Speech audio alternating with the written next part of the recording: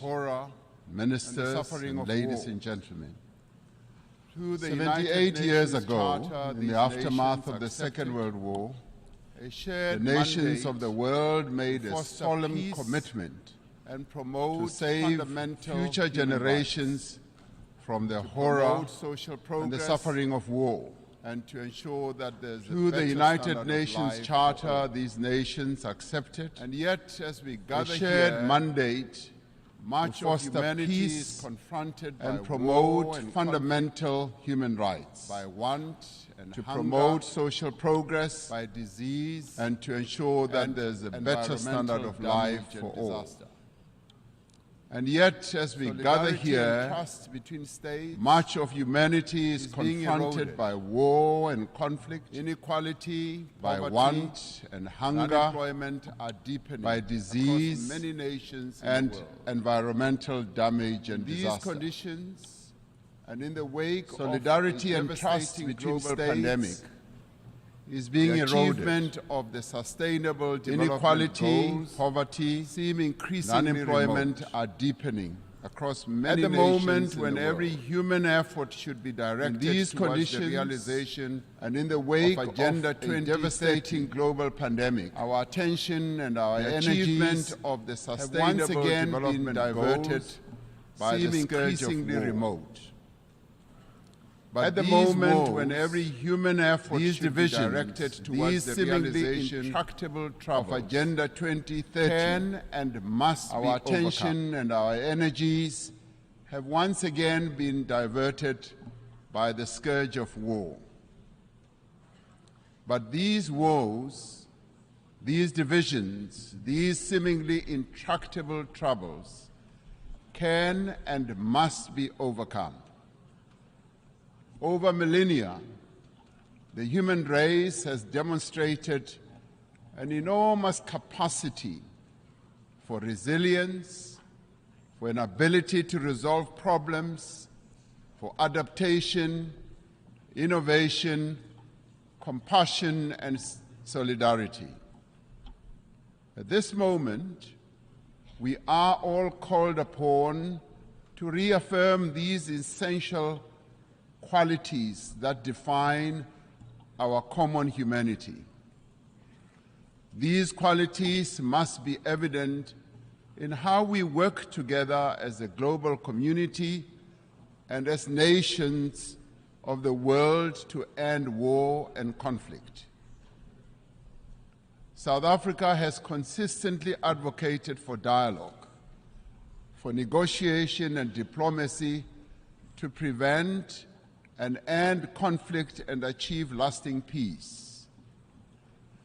It has committed itself as a country to the promotion of human rights, human dignity, justice, democracy, and to the adherence of international law. From the experience of our own journey, from the evil system of apartheid, which was declared a crime against humanity by this very organization, to democracy, we value the importance of engaging all parties to conflicts to achieve peaceful, just, and enduring solutions. It is these principles that inform South Africa's participation in the African Peace Initiative, which seeks a peaceful resolution of the conflict between Russia and Ukraine. In this conflict, as in all conflicts, we have insisted that the UN Charter's principle of respect for the territorial integrity of every country should be upheld. Our participation in the African Peace Initiative, supported by 7 countries from the African continent, is informed by a desire to see an end to the suffering of those most directly affected by the conflict and the millions on our own continent and across the world who, as a result of the conflict, are now vulnerable to worsening hunger and deprivation. As we engaged with the parties in this conflict as African leaders, one of the issues we raised was that there should be confidence-building measures that could create a sense of conflict towards the resolution of this conflict. In this regard, we said issues such as the return of the children who were removed from Ukraine should be returned. We also said that the prisoners of war should be exchanged between the two countries. I've just held a meeting with President Zelensky, who says that, in part, some of our efforts are bearing fruit as the children are now being returned and the prisoners are also being exchanged. But then we said we need to see this happening on a much faster pace. As the international community, we must do everything within our means to enable meaningful dialogue, just as we should refrain from any actions that fuel conflict. As we confront other conflicts in several parts of the world, including on our own continent, Africa, we need to be investing in prevention and peace building. We support the call by the UN Secretary General in the new Agenda for Peace for member states to provide more sustainable and predictable financing for peace-building efforts. As a global community, we should be concerned by the recent incidents of unconstitutional changes of government in some parts of Africa. The global community needs to work alongside the African Union to support peace efforts in the DRC, in Libya, Sudan, Somalia, Mali, Central African Republic, South Sudan, North Mozambique, the Great Lakes region, the Sahel, Niger, and the Horn of Africa. The African Union Peace and Security Council has declared that it stands ready to deepen its cooperation with the UN Security Council to silence the guns on the African continent and to achieve peace and stability and development. We are called upon to remain true to the founding principles of the United Nations by recognizing the inalienable right of the people of Western Sahara for self-determination in line with the relevant UN General Assembly resolutions. We must work for peace in the Middle East for as long as the land of the Palestinians remains occupied, for as long as their rights are ignored and their dignity is denied, such peace will remain elusive. The actions of the government of Israel have imperiled the possibility of a viable two-state solution. The principles of the UN Charter on Territorial Integrity and on the prohibition of the annexation of land through the use of force must be applied in this situation as well.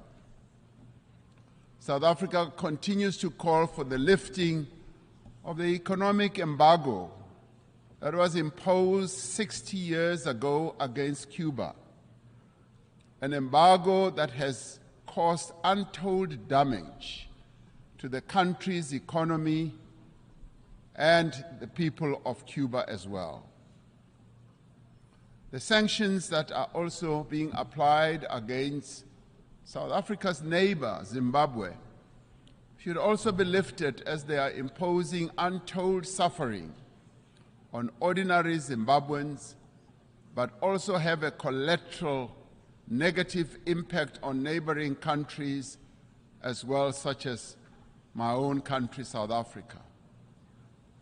As many people around the world are confronted by hunger and want, the essential human qualities of cooperation and solidarity must be evident in the actions that we take to bridge the divide between the wealthy and the poor.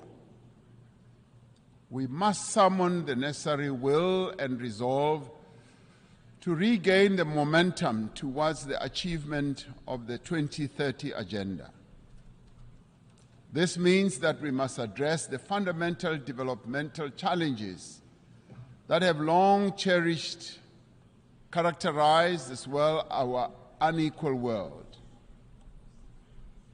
To address the developmental challenges that face many people in the world, we are required to focus on targeted investment, on technology transfer, capacity building support, especially in key areas such as supporting industrialization, building infrastructure, ensuring that agriculture investment takes place, ensuring that there is investment in water, energy, education, and health. This also requires predictable and sustainable financial support, including supportive trade policies from the international community. We call on the partners of the wealthier countries to meet the financial commitments they have made. It is a matter of great concern to us from the Global South that these wealthier countries in the Global North have failed to meet the undertakings they made to provide $100 billion a year for developing economies to take climate action. This must be changed, and the money must be made available in the interest of development. We support the proposals outlined in the Secretary General's Sustainable Development Goals stimulus.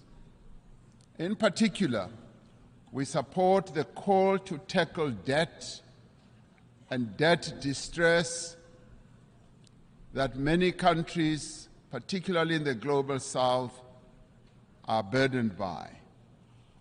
And we support the call to massively scale up affordable long-term financing to $500 billion a year and to expand contingency financing to countries that are in need.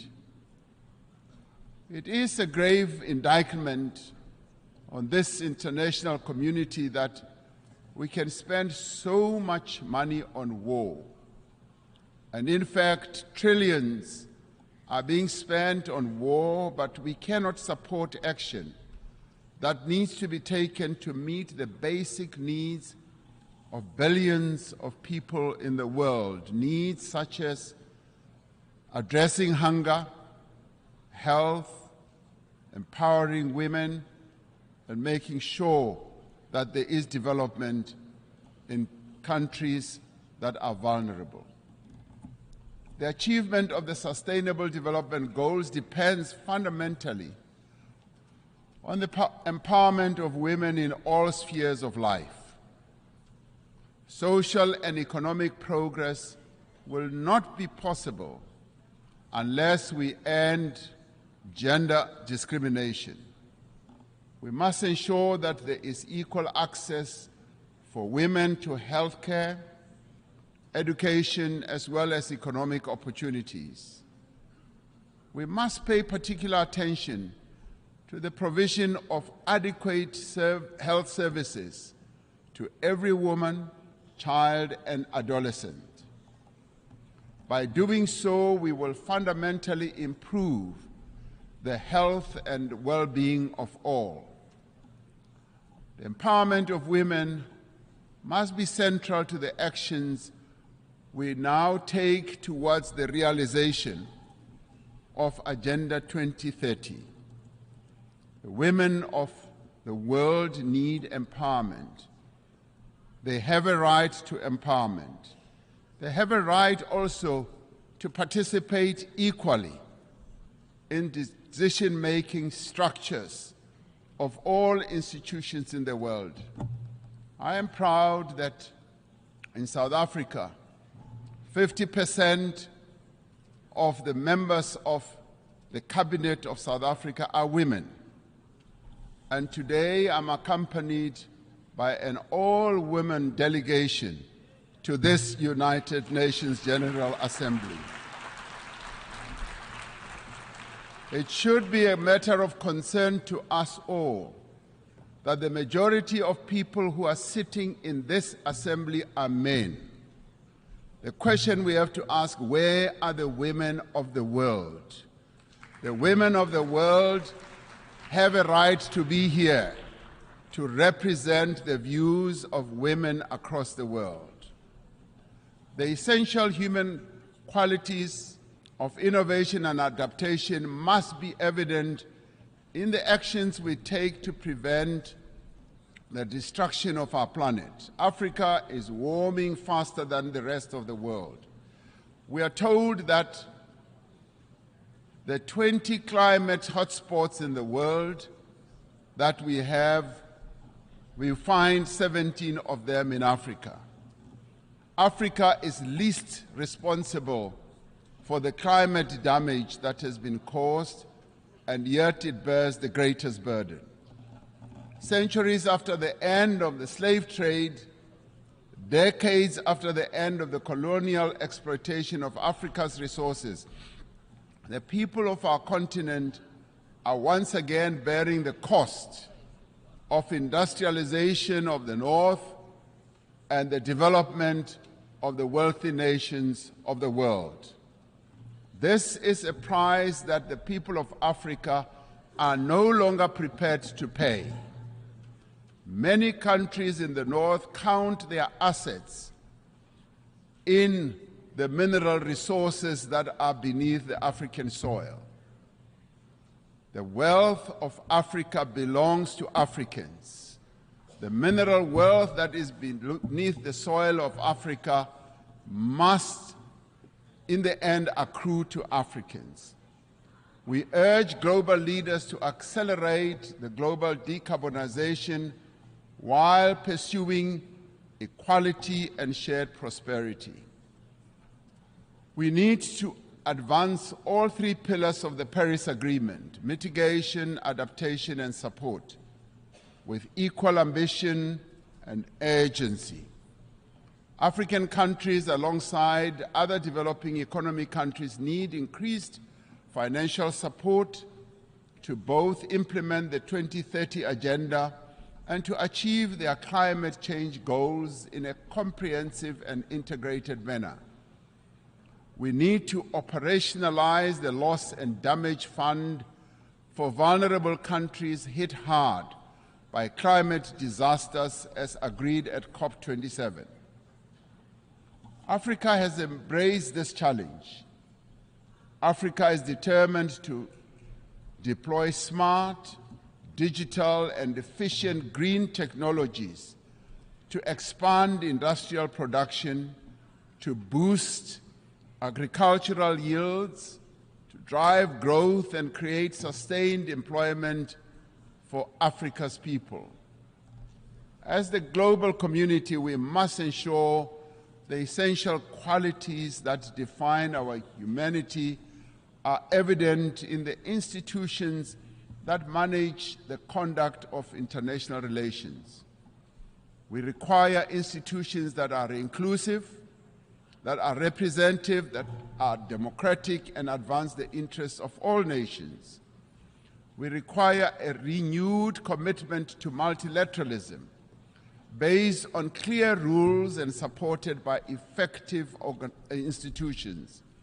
This is the moment to proceed with the reform of the United Nations Security Council, to give meaning to the principle of the sovereign equality of nations, and to enable the Council to respond more effectively to current geopolitical realities. We are pleased that the common African position on the reform of the Security Council is increasingly enjoying wide support.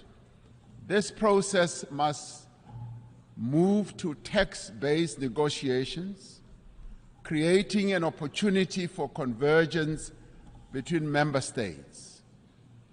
The recently held BRICS summit in Johannesburg also affirmed the view that the United Nations Security Council should be reformed and should ensure that those who are not represented, that is, nations that are not represented, are also represented. We must ensure that the voice of the African continent and the Global South is strengthened in the United Nations and broader multilateral system. All the peoples represented here in this United Nations had their origins in Africa. In Africa, they developed the tools and capabilities to spread across the world and achieved remarkable feats of development and progress. And all this was due to the skills and the talent that originated from the African continent. Despite its history, despite the legacy of exploitation, colonialism, and subjugation, despite the ongoing challenge of conflict and instability, Africa is determined and ready to regain its position as a site of human progress. The era of African development has arrived.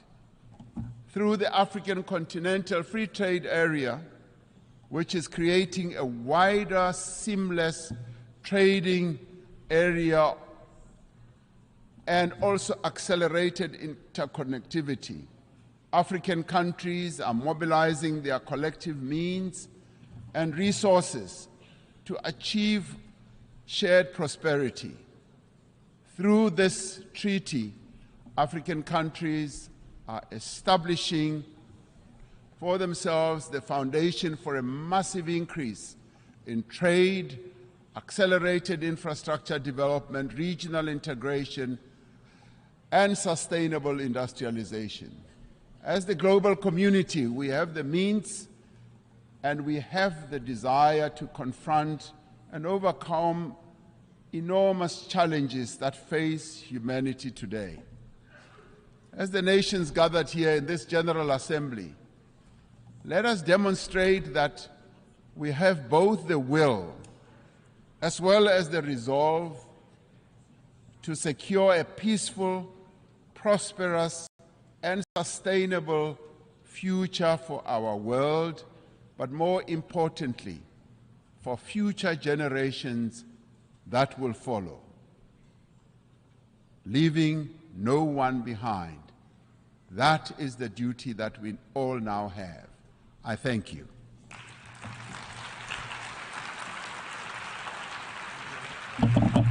I wish to thank the President of the Republic of South Africa for the statement just made, and I request protocol to escort His Excellency.